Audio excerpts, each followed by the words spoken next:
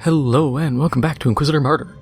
Last time we ended up figuring out how to do the seasonal missions, and we're just going to keep running those because I'm finding those to be really fun and they're a great way to get loot.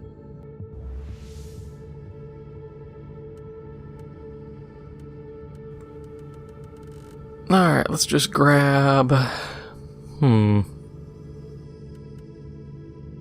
Yeah, Nurgle Infestation, why not?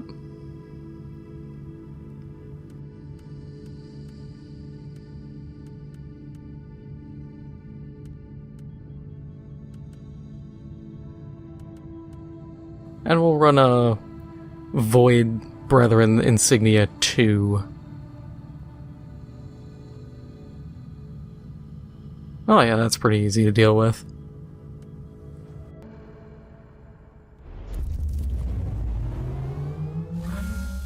The enemies of the Imperium are infinite, and such a vast threat can only be fought with ingenuity.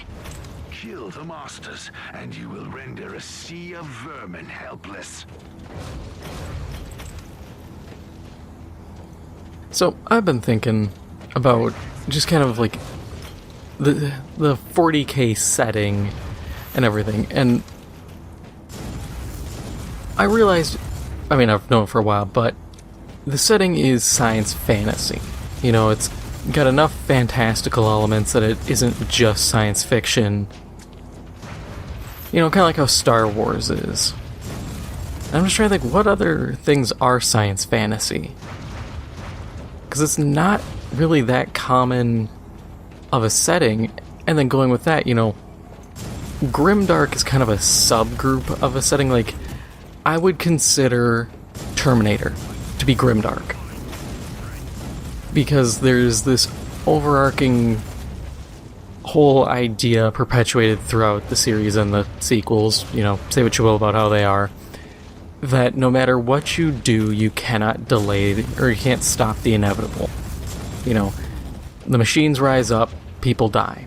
No matter how many times John Connor is rescued, no matter how many evil death robots are destroyed, you know, T-100, T-800, T-1000, TX, whatever you want to throw at the situation, the defeat of them makes no difference. Yes, the way John Connor dies, or him making it to the future, it's affected, but in the end, Skynet still achieves sentience. Or in, I believe it was Genesis, it wasn't even, I want to say it wasn't even Skynet, it was Legion, I think? It was like Legion or Cabal. It was something where when I heard the name, I went, hey, isn't that the name of one of the villains, like one of the AIs in Command and Conquer? Because it was. It was either Legion or Cabal. And I was just kind of thrown for a loop there. But at the same time, I do wonder what really defines Grimdark. Is it pure hopelessness? Or is it... Because it can't just be, oh, bad guy wins. Because that's... I mean, at that point, to a degree, Jeepers Creepers is Grimdark. Because the Creeper successfully kills a lot of people, and even when defeated, it's kind of implied he's supposed to come back, though that series will never probably get another movie, because the guy directing it had to work with a sex offender. Of all the people he could have hired, he had to pick someone like that. Which is a shame, because I actually really like Jeepers Creepers. That franchise kind of gave me that classic, like, 80s horror vibe of like, hey, there's actually like a monstrous monster, instead of everything now where horror's like, oh my god, man is the true evil. It's like, yeah, I know, I don't care. I can turn on the news to see the horrors of man. I watch movies to see monsters eat people, not people. But, you know, I'm just trying to figure out what exactly defines grimdark, and where else do you really see it?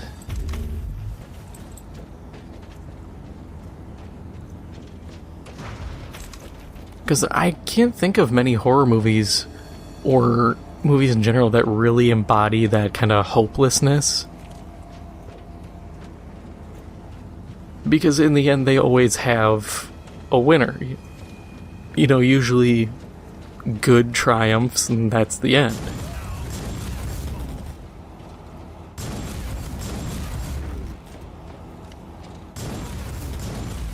Because there's also the matter of, there's a difference between kind of that hopelessness and like a dystopia. God, there was a, what was it, Daybreakers? It's a movie where like vampires and humans exist, and the vampires are trying to essentially like farm humans for blood, and then a cure for vampirism gets discovered and all this stuff. Not a bad movie. Not great, but not bad. You know, I have seen far worse. And even that I wouldn't label as grimdark, even though people are getting exsanguinated. Because in the end, it's still just, you know, it's more dystopia.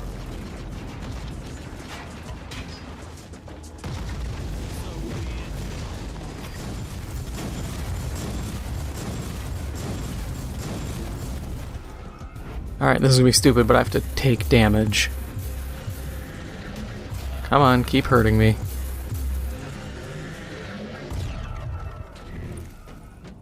One of my challenges is to take, I believe, warp damage. Or it's take damage while I'm in, like, max warp heat. Either way, I'm trying to build up a ton of damage taken so that I can further my push to reaching the no self-damage while at max warp heat.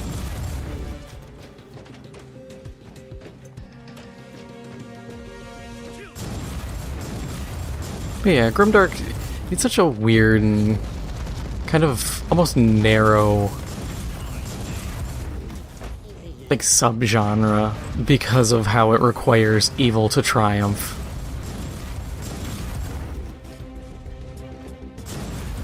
And like I said, grimdark, it reaches a point of near comical badness and evil. Hey, Void Brother Insignia 3, just what I was hoping to find. So it's something, in the end, you have to kind of really think about and weigh as to, like, where do we see grimdark, if at all.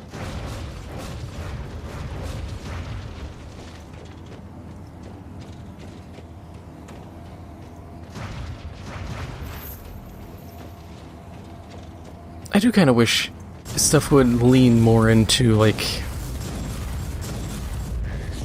it's not the right term, but like the cyberpunk dystopia of the setting for 40K.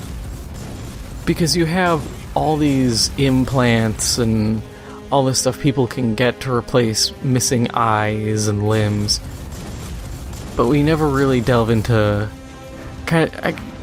into the metaphysical kind of question of like what makes a human. And like the times we do delve into it, it's stuff like the Adeptus Mechanicus, where they don't care about being human anymore. You know, to them, that's being more machine-like is being closer to their god.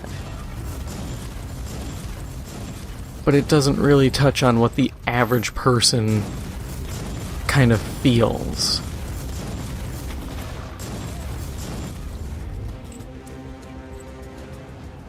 You know, kind of like with Star Wars, how it was always kind of explained away that having cybernetics and all these prostheses kind of dampened your force ability.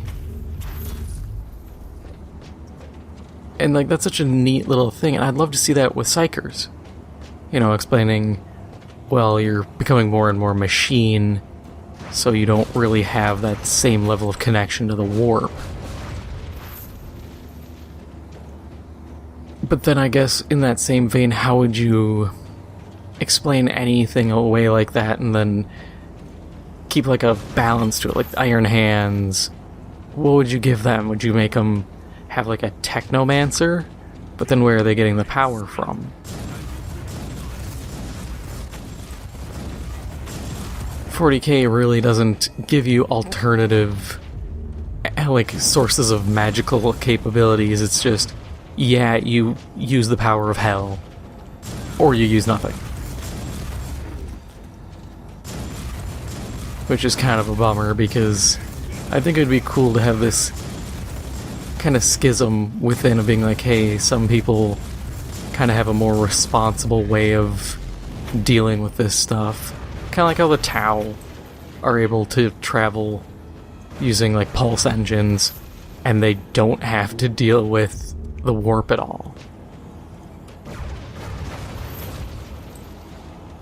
But that said, it also runs a risk of slowly making itself less unique by doing that. I actually like how, I think it was Marvel or DC, one of the comic book companies, they explained magic as people having the ability to kind of manipulate the remaining ashes of creation. You know, to stoke those dying embers to create something. You're not powerful enough to create new worlds or anything, but you can create a fireball. You know, you can teleport, you can do these smaller things because they're still within the capabilities. And I think that's cool. It's an interesting explanation. And honestly, of all the like science fantasy explanations for magic, I think that's the coolest.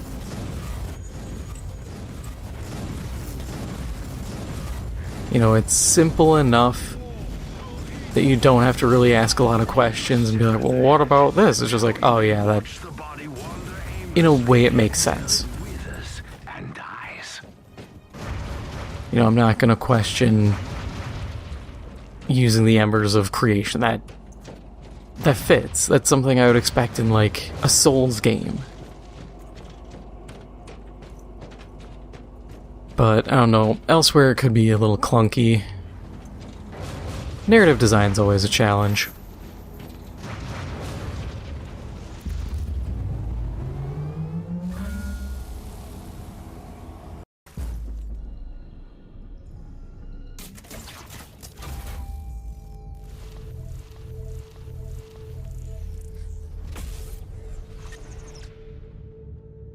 Yay! Got another level, so let's go to character sheet. Passives, what do we want to grab? Probably just more AoE stuff. I mean, like I'd said on the build episode, this is kind of the direction I want to go. I don't know if I'm going to get this, per se. It might be useful, considering a lot of my skills have more than a second cooldown. And honestly, just for now, boosting the AoE is good.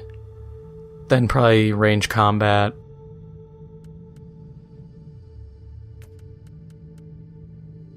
I could finish off debuff tree.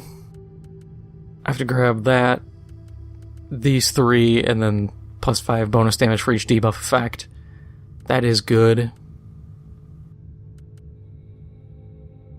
You know what, let's actually just start picking that up here and now. By the time I hit level 71, I'll be able to... Actually 70, because I think I get 2 at level 70 for skill points. I'll be able to scoop that up, get all this done, jump back to AoE and max that out. If I had reliable ways to get poison, I'd really lean into... I mean, I could just get the Toxin Mastery, because it isn't poison specifically, it's just damage over time. And I mean, just higher dot bonuses, increased dot duration, and come on, combined 3 extra seconds. Bonus damage to dot effects for every point of their respective resist. inflict bleed, which inflicts slow. I mean, there's a lot of stuff in here I can really utilize. That's the only one I can't. Poison damage bonus against armored enemies. Let's quick compare.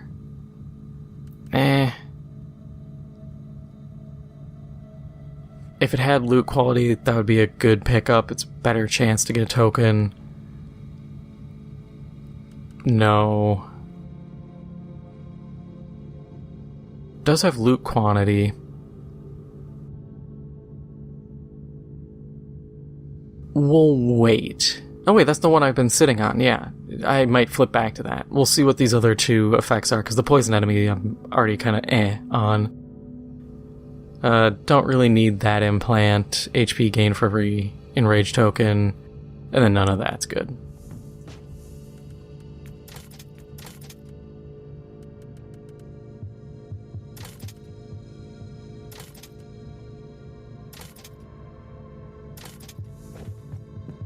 We'll quick look at my psychic powers just to be sure.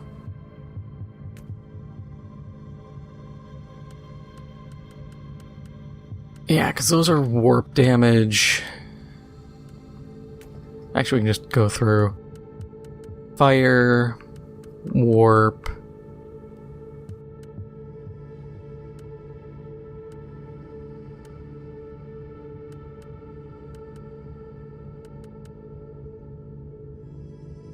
I mean, that gives bleed.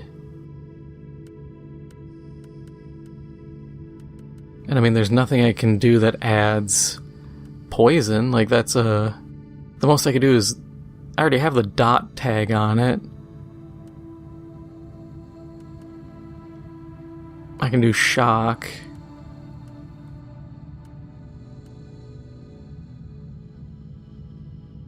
Yeah, that's kind of the curse here, is there's not a lot.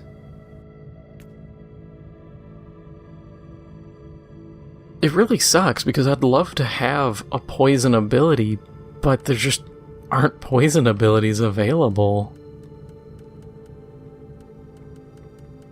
And that's kind of where this class really suffers, is they don't get access to everything, but they do get warp. And warp is hard to get by the other classes. So it does kind of balance out.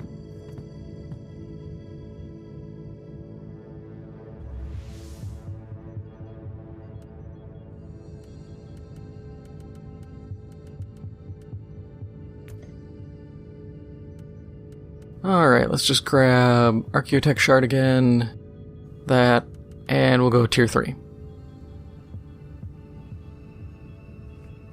Callous Hunt, Miasma Blessed Void Brethren.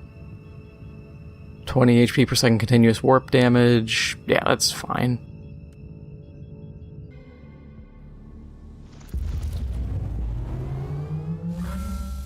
The enemies of the Imperium are infinite, and such a vast threat can only be fought with ingenuity. Kill the Masters, and you will render a sea of vermin helpless.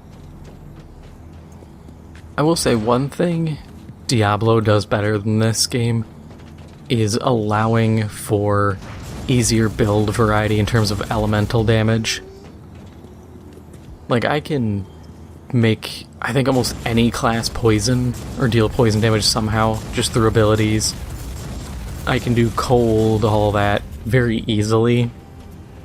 While this game, it's a lot tougher. Wow, he just flopped.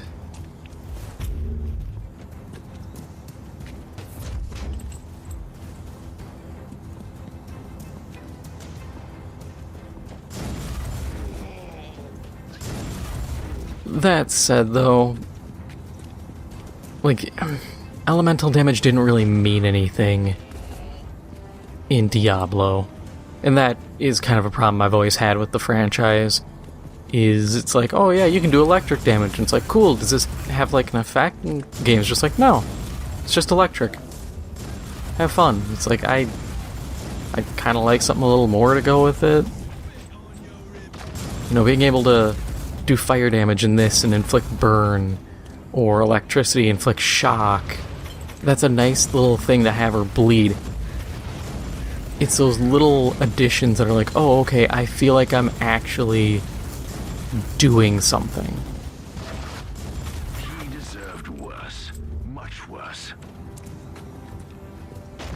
You know, I feel like my build actually has an effect. And that's something I see, I've said it before, like Destiny, they do a really bad job of, like, status effects. They're slowly inching into it, but you know, it's been, what, 8 years since Destiny 1 launched? And they're finally like, hey, should we actually make, like, Solar, Arc, and Void mean a thing?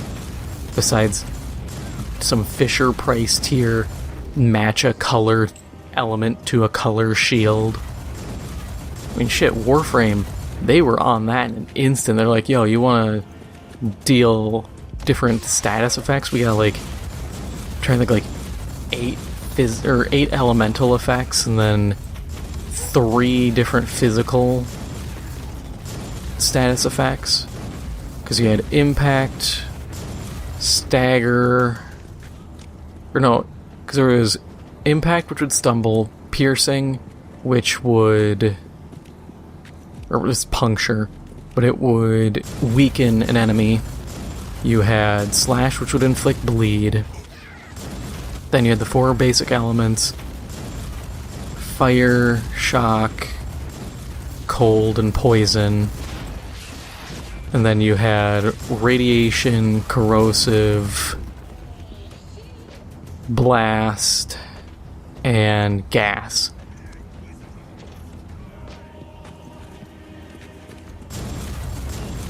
Oh, those turrets were, like, hacked. That sucks.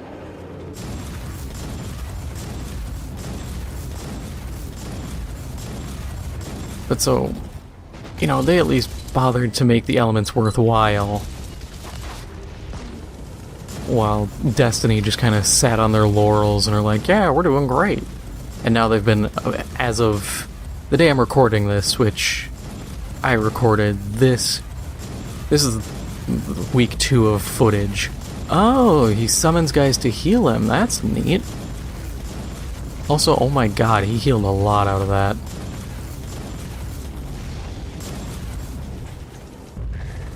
This guy is an actual boss. My god. But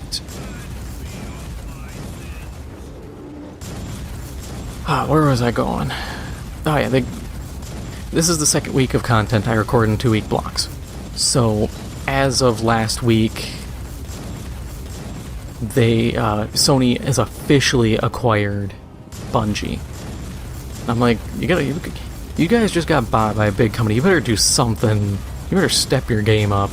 Because last I heard they're doing like some mobile crap, and I've gone like full tilt over all of this. I'm tired of mobile games in the industry.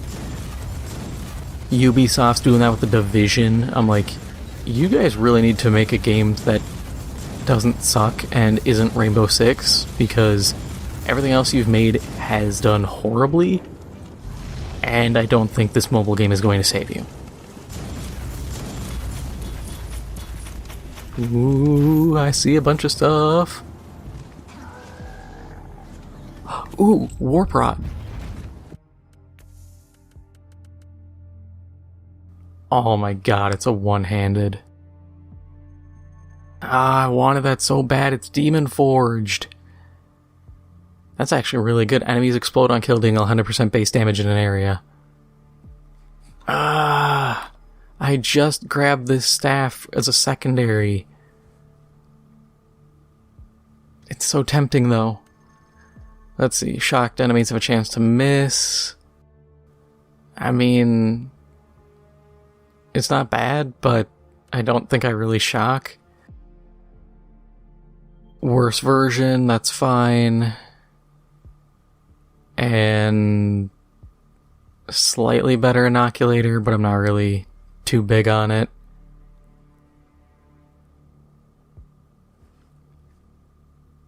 That's kinda cool, but I kinda need the chances to get enraged tokens. Actually, no. That is a Berserk token. So that is a completely different thing. Wait, is it? Yeah, that is a different kind of token. So that is a complete waste, because I don't have Berserk tokens.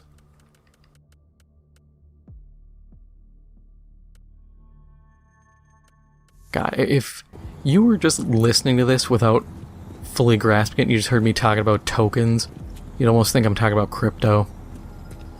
Which, I mean, I do know a fair amount about. I do find it interesting. I've been meaning to do a video actually kind of going over where it could actually be used in gaming. Because I don't think mentioning, like, I don't think it fits as just kind of a topic in a video like this. I think it deserves its kind of own deal. Because there is a good amount to go over. Of course, one thing is to always... It's a struggle, but it's to avoid kind of inside baseball kind of stuff, if you know that phrase. If you don't, inside baseball is a term to describe knowledge that isn't necessary. You know, you're going into a level of depth that's not needed for the situation.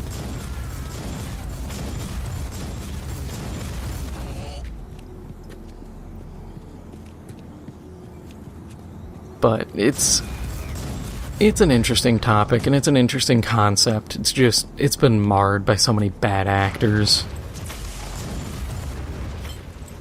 But jumping back to things that aren't crypto, the stuff with Destiny in Bungie, I don't know what's going on. The fact that they're still trying to keep Destiny 2 afloat after I saw a red signum I picked up. But after, like, what? We're sitting on 6 years now for that game? The engine has definitely been showing its age. They have to continually phase content out. I mean, this is what bugs me. So they bring back old raids, which is great. But at the same time, they should have been bringing back all that old stuff. Like the old gear, that should have been back anyways. Personally, I wanted a continuation. You know, I want to go back to the Plaguelands and get my Siva gear. There's still a bunch of exotics they never brought back. A bunch of exotic swords that I really liked. And being able to go back to those locations like Oryx's ship, I can't remember the name, in orbit of Jupiter, I think it was. Jupiter or Saturn? I want to say Jupiter. But, like, his ship, that would have been a cool place to go back to. It's not like you can't expand the area or have a second world space within that zone or that area you could go to and just have players exploring more. You know, there's stuff like that they could do that would add a lot of depth and make each area feel a bit more alive.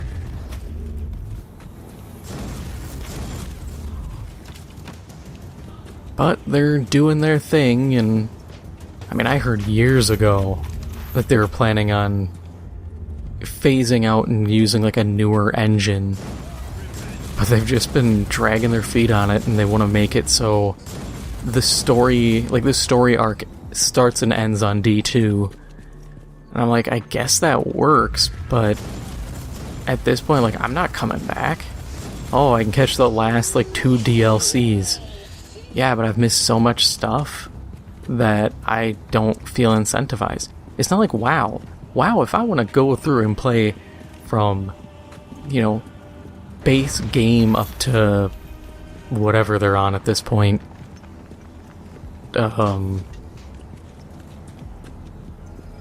Shadowlands? That sounds right. I think it's Shadowlands.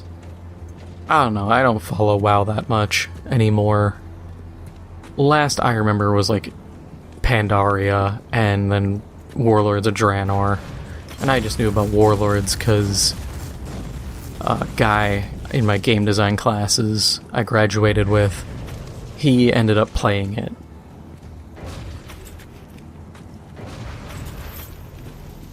But past that, I never really got too into WoW. I was an Eve kind of guy.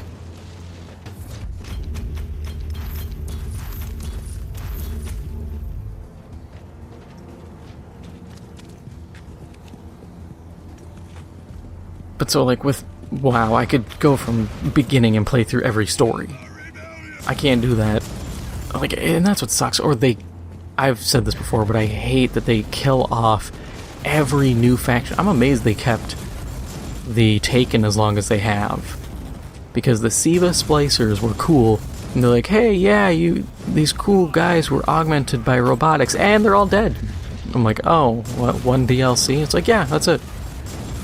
And then D2 rolls around, and they reintroduce Siva on Nessus.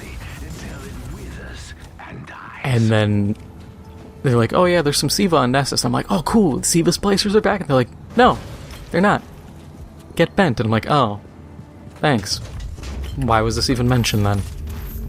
Why did you get my hopes up?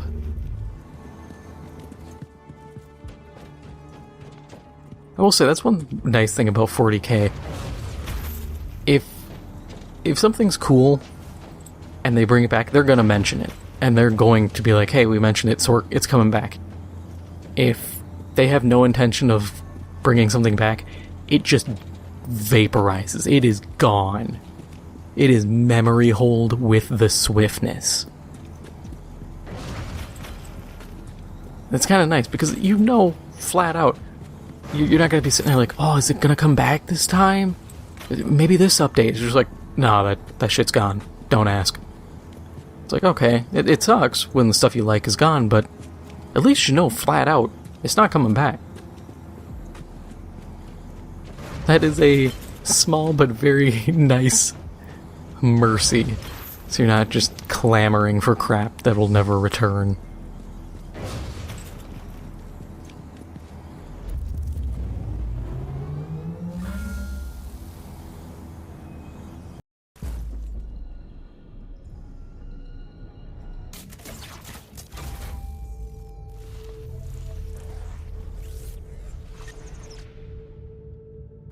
Okay, so that wasn't really worthwhile. That's not worth it either, but whatever. We'll check our loot quick. Heat vulnerability plus loot quality. Ah, see, I want that, but the enraged token. That's kind of the kicker, is now that I'm kind of using the enraged token stuff more, it's like see, I don't think I need the heat vulnerability, if we're being honest. Because I think I can cause that through one of my other abilities. Through a passive or something, so it's kind of moot. We'll take the Demon Forge Rod, we have to. Actually, let's check. Are these... Oh, they are AoEs. Okay, cool. So this actually works out really well.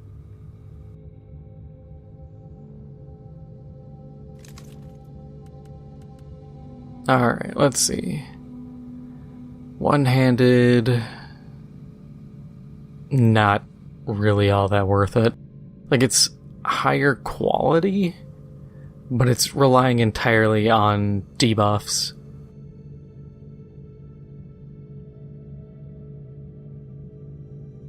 That's... you know what? We'll actually take it. As much as I don't want to give up this Demon Forged Warp Rod already, the enemies explode on kill is only going to be useful against garbage, and garbage already dies. But damage reduction by reduced damage dealt by enemies who for every debuff put on them, I can put a ton of debuffs. And this chance to cause burning on heat skill hit is a debuff. Increased effectiveness of vulnerability, I can apply vulnerability. The efficiency to slow and shock, we'll see how that pans out.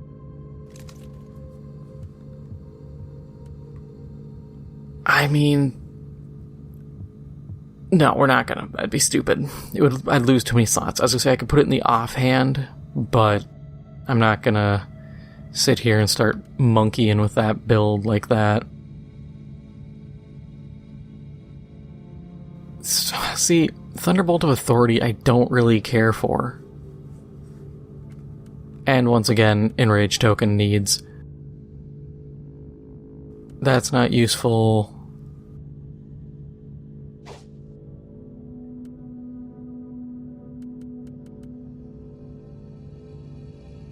Still haven't got all that done.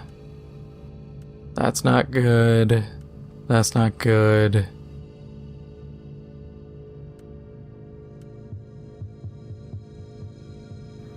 Don't care about suffering an exposed state. Critical hit strength per enraged token. I'd rather just have raw damage. I think that's more useful.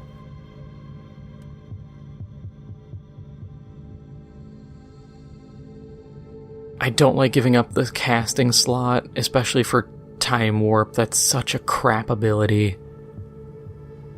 Not gonna rely on Thunderbolt of Authority. That is way too hit and miss. Chance to get an enraged token on hit taken. Actually acceptable.